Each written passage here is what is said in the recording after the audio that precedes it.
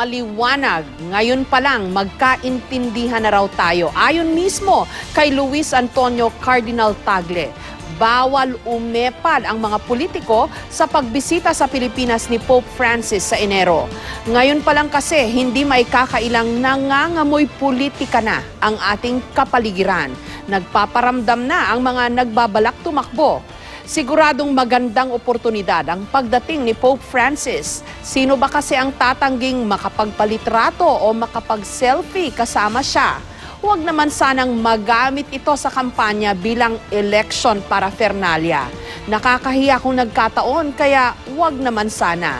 Lalo pat sabi ni Cardinal Tagle at ng iba pang mga lider ng simbahan, sa maikling panahon pa lang bilang Santo Papa ni Pope Francis, mabilis itong nakilala sa kanyang kababaang loob at kasimplehan. At yon ang dapat tularan ng lahat, mapaordinaryong tao man o politiko.